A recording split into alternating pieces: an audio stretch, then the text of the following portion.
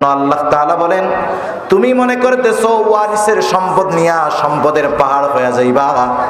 তোমার ব্যাংকে টাকা থাকবে, বড় বাড়ি থাকবে, গাড়ি থাকবে, কিন্তু আমি আল্লাহ আখিরাতের শাস্তি তো রাখছি। দুনিয়ায় তোরে এমন সিস্টেমে ফালামু, তুই কিছু খাইতে পারবি না, না খাইয়া মরা লাগবে। আছে না এরকম সম্পদওয়ালা অনেক? আরে যুবক বয়স 40-45 বছর বয়স হয়েছে, এমন রোগ হইছে, ডাক্তার টেস্ট মেস্ট কইরা কয় তুমি কিন্তু বাইসে আছো আলহামদুলিল্লাহ। এখন তাই কি করবো আমি? ডাক্তার বলে বাকি জীবন যদি বাঁচতে হয় আমার কথা মাইনা চলবি। এই সব মানুষ আল্লাহর কথা মানুক আর না মানুক, ডাক্তারের কথা কিন্তু একেবারে সুন্দরভাবে মানে, ঠিক না? ডাক্তার যদি বলে তোমার 24 ঘন্টায় 4 বার ওষুধ খাওয়া লাগবে, 6 ঘন্টা পর পর, রাত 9টায় খাইলে ভোর 3টায়, রাত 3টায় খাইতে হবে। আল্লাহর বান্দা জীবনে ফজরের নামাজে উঠে না, দেখবেন 2:45 অ্যালার্ম দিয়া বড়ি খাইতে উঠছে। আছে না নাই? অভাব নাই। এখন ডাক্তার বলতেছে আমার কথা মাইনা চলবা, তোমার ডায়াবেটিস আছে, হাই প্রেশার আছে, কিডনির সমস্যা আছে, সব হাই হাই। এখন যদি বাঁচতে হয় কি করবা? কিছুই খাওয়া দাওয়া করা যাবে না, গোশত মাংস মশলা এসব তো কিছুই খাওয়া না। কি খামো? আলা চাউলের জাউ খাবা। আলা চাউলের জাউ চিনেন? আলা চাউলের জাউ খাবা, তা আবার জাউয়ের মধ্যে কিন্তু লবণ দিতে পারবা না। এবার বলেন তো, এই খাবার যদি ছাগলের সামনে দেন, জিব্বা দিয়ে এক চাটা দিয়ে লাথি মারে বলায় দিবে। আল্লাহ বলেন সম্পদ তোর ব্যাংকে ভরা, কিন্তু এমন খাবার সামনে আসবে গরুর গোশতের গ্রান শুকবি, তুই খাইতে পারবি না। এর সে কষ্ট আর আছে নাকি দুনিয়ায়? তাহলে চিন্তা করে দেখেন, যারা এরকম বান্দার হক নষ্ট করে সম্পদের পাহাড় বানায়, ওরা মনে করতেছে আমি কত কিছু বানায় ফেলতেছি, কিন্তু আখিরাত শেষ করে দিচ্ছে। রিজিক প্রশস্ত ছিল, সংকীর্ণ করে ফেলতেছে। এজন্য আল্লাহ তাআলা বলেন ওয়াতাকুলুনাত তুরাসা আকলাল লাম্মা, তোমাদের রিজিক সংকীর্ণতার অন্যতম একটা কারণ হলো যে তুমি ওয়ারিসি সম্পদ সব খেয়ে ফেলো। 4 নম্বর কারণ ওয়াতুহিব্বুনাল মালা হুব্বান জাম্মা, অতিরিক্ত মালের মোহাব্বত। মাল উপার্জন করতে করতে এমন ব্যস্ত তুমি খাওয়ারই টাইম পাও না। মাঝে মধ্যে দেখবেন অনেক বুড়া মানুষ সাক্ষাৎকার দেয়, বলে আমার বয়স 85 বছর, এখনো আমি 12 ঘন্টা ডিউটি করি। সে তার উপার্জনের পিছনে ব্যয় করতেছে হায়াত, নেক কাজের পিছনে করে নাই। সে কিন্তু খাইতে পারে না, কয়দিন পরে মরলে সব ওর পোলাপান উড়ায় ফেলবে, ঠিক কিনা বলে? এটা একটা হতে পারে। আর একটা হতে পারে উপরের যে অপরাধগুলো, দুনিয়ার সব অপরাধ অন্যায় মানুষ দুনিয়ার মহব্বতে করে। যে সুদ খায় আখেরাতের জন্য নাকি দুনিয়ার মহব্বতে? আরে জোরে বলেন না, কিসের মহব্বতে? যে ঘুষ খায় দুনিয়ার মহব্বতে না আখেরাতের মহব্বতে? যারা মারামারি কইরা মানুষকে মেরে ফেলে, অন্যায় ভাবে মামলা দিয়া মানুষদেরকে জেলের মধ্যে বইরা রাখে, আখেরাতের জন্য নাকি দুনিয়ার জন্যে? তাহলে সমাজে কিছু মানুষ মনে করে যে আল্লাহ তাআলা আমাকে ভালোবাসেন বিধায় সম্পদ সম্মান দিয়েছে। এজন্য অনেক সময় অনেক এলাকায় এরকম হয়, একজন মুত্তাকি পরহেজগার নামাজি মানুষ অভাবের মধ্যে আছে, এমন দৃশ্য কম বেশি আপনারা দেখছেন তো নাকি? অথচ ওই দিনদার মুত্তাকি পরহেজগার মানুষ, তার পাশে একজন নাফরমান, 5 ওয়াক্ত নামাজ পড়ে না, ইসলাম বিদ্বেষী কাজকর্ম করে বেড়ায়, নামাজের খবর নাই, গোনার মধ্যে লিপ্ত, কিন্তু তার অনেক টাকা পয়সা গাড়ি বাড়ি আছে। এমন লোক আছে না নাই? অনেক সময় এমনও হয় যে ওই পাপী গোনাগার নামাজি দরিদ্র মানুষটাকে, মুত্তাকি অভাবী মানুষটাকে টিটকারি কইরা বলে, দেখ খায় কে আর মোটা হয় কে। বুঝেন নাই? মানে ইবাদত বন্দেগী করে কে আর আল্লাহ তাআলা সম্পদ দেয় কারে, দেখছস? অনেক সময় আর একটু বাড়ায়া টিটকারি কইরা নামাজিরে উদ্দেশ্য কইরা বলে, দেখ তুই নামাজ কালাম পড়াও ঠিক মতো কিছু পাস না, নামাজ রোজা কইরাও বছরের পর বছর তোর অভাব, অথচ দেখ আমি নামাজ পড়ি না, আমার কোনো অভাব নাই। তা আমি যদি নামাজ কালাম পড়া ধরতাম, তুই যতটুক খাইতে পারতেছস এখন তাও পারতি না, এর লেগেই তো পড়ি না। তার মানে সে বোঝাতে চায় নামাজ কালাম না পড়লেও আল্লাহ তাআলা তাকে ভালোবাসে, তাকে সম্পদ দিয়েছে।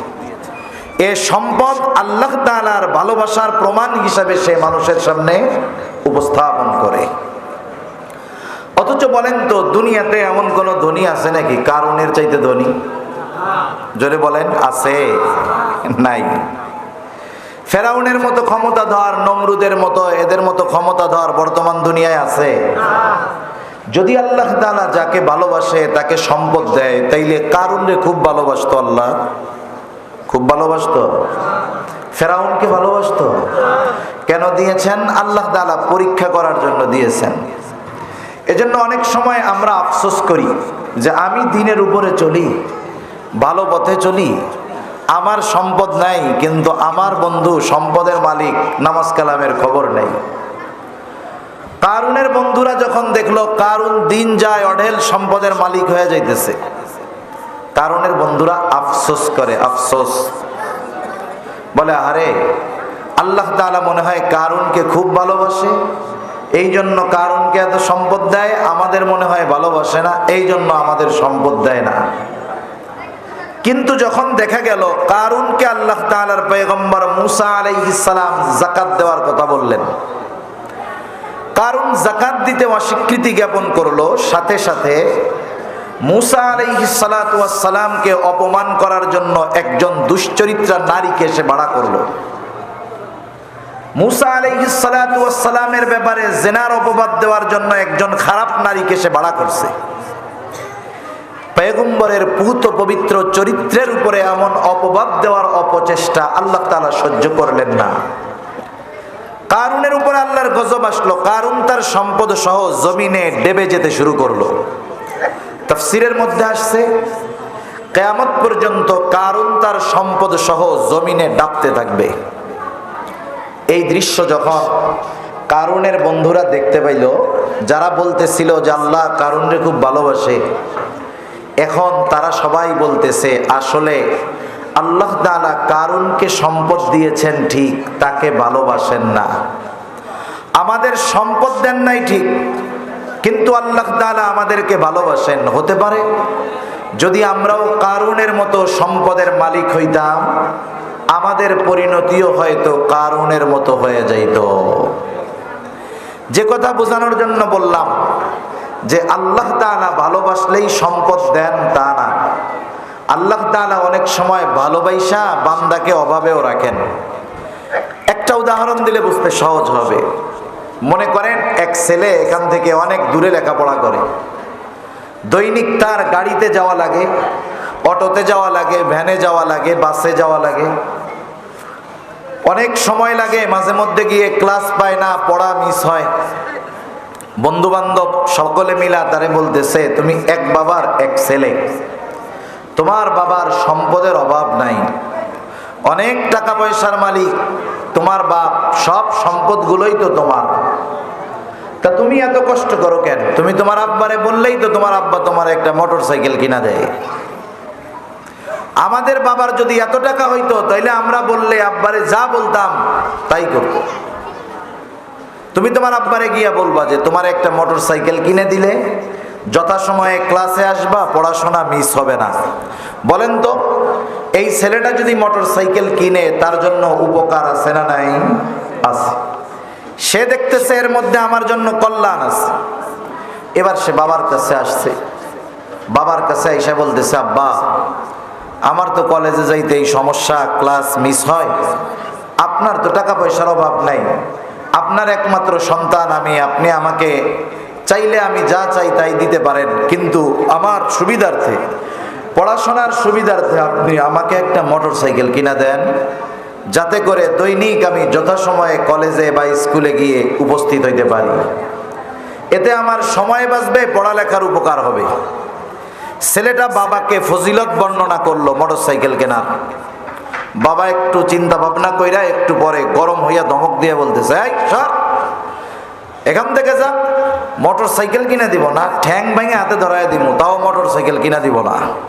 এখন বলেন তো ওই মুহূর্তে যখন ছেলেটা বাবার কাছে এত আবেগ দরদ নিয়ে জিনিসটা চাইলো, বাবা যখন তাকে ফিরায় দিল, ছেলের খুব ভালো লাগছে। সে মনে করছে বাপ আমাকে ভালোবাসে না, কিন্তু আসলে বাস্তবতা ভিন্ন। বাপ চিন্তা করছে ছেলে তো আমার একটা, লেখাপড়া যা করে করুক, কিন্তু এই ছেলে যদি মইরা যায় মোটর সাইকেলের অ্যাক্সিডেন্ট কইরা, ট্রাকের সাথে ধাক্কা লাগবে না, নসিমনের সাথে ধাক্কা লাগলে উইড়া 50 হাত দূরে চলে যাবে। এই ছেলে যদি মরে যায় আমার বংশের বাতি শেষ, প্রদীপ জ্বালানোর বাতি জ্বালানোর আর কেউ থাকবে না। বাবা এই চিন্তা করে ছেলেরে ধমক দিয়া মোটর সাইকেল দেয় নাই। এখন বলেন তো, ছেলে আবেগ দরদ ভালোবাসা নিয়ে চাইলো, বাপ যে দিল না, এটা কি কৃপণতা অথবা ভালো না বাসার কারণে নাকি বেশি ভালোবাসার কারণে? এজন্য আল্লাহ তাআলা বান্দাকে অনেক সময় দেন না মহব্বত ভালোবাসার কারণে। ছেলে যেমন পাওয়ার মধ্যে দেখতেছে কল্যাণ, বাপ দেখতেছে বড় ক্ষতি। আমরা চিন্তা করি এটা পাওয়ার মধ্যে কল্যাণ, অথচ আল্লাহ তাআলা জানে এটার মধ্যে বড় ক্ষতি, এজন্য আল্লাহ তাআলা দেন না। তা যাই হোক, যে কথার থেকে এত কথা বললাম যে আল্লাহ তাআলা দিয়েও পরীক্ষা নেন, না দিয়েও পরীক্ষা নেন, এটা যারা বুঝে তো ভালো, কিন্তু যারা না বুঝে তারা কি মনে করে? আল্লাহ তাআলা বলেন, فَأَمَّا الْإِنسَانُ إِذَا مَا ابْتَلَاهُ رَبُّهُ فَأَكْرَمَهُ وَنَعَّمَهُ فَيَقُولُ رَبِّي أَكْرَمَنِ। আল্লাহ রাব্বুল আলামিন বলেন, فَأَمَّا الْإِنسَانُ إِذَا مَا ابْتَلَاهُ رَبُّهُ, যখন মানুষকে তার রব পরীক্ষা করার জন্য فَأَكْرَمَهُ وَنَعَّمَهُ, তাকে সম্মানিত করেন, তাকে সম্পদ দেন, নেয়ামত